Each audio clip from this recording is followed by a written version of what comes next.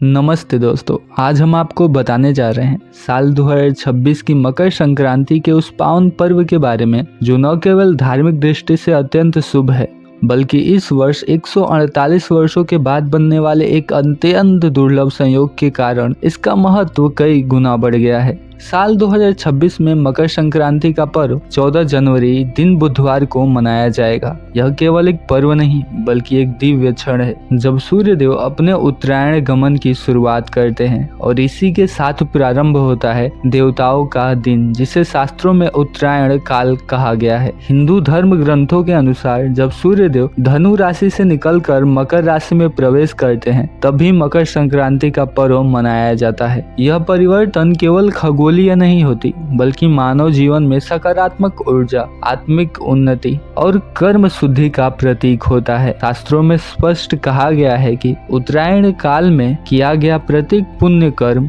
करोड़ों गुना फल देता है। यही कारण है कि मकर संक्रांति को दान महादान, स्नान महापुण्य और जप तप सिद्धिदायक माना गया है।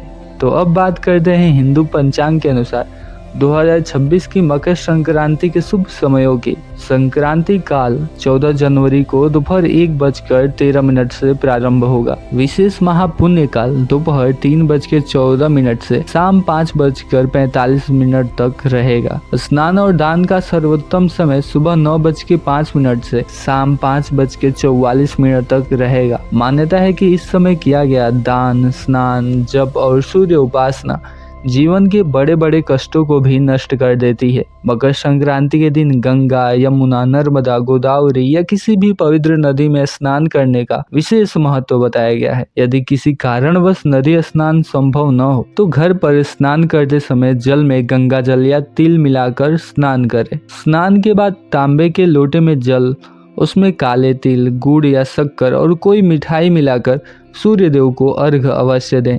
सूर्य को अर्घ्य देते समय यह मंत्र बोले, ओम घृणी सूर्याय नमः। ऐसा करने से रोग दूर होते हैं, आत्मबल बढ़ता है और जीवन में तेज, यश और सम्मान प्राप्त होती है। हमारे शास्त्रों में कहा गया है, माघे मासे दिने दिने दानम सहस्त्र गुणम फलम, अर्थात माघ मास में प्रतिदिन किया गया दान हजारों गुना फल देता है और मकर संक्रांति के दिन किया गया दान लाखों करोड़ों गुना फल देने वाला माना गया है। इस दिन विशेष रूप से दान करें।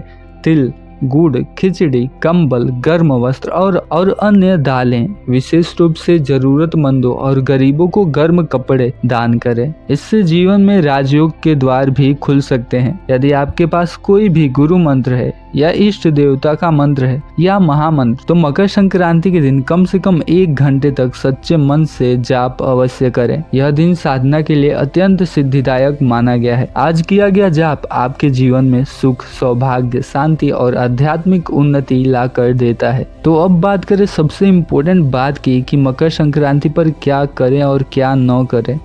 तो दोस्तों, जितना शुभ यह दिन है उतना ही जरूरी है कुछ बातों का विशेष ध्यान रखना।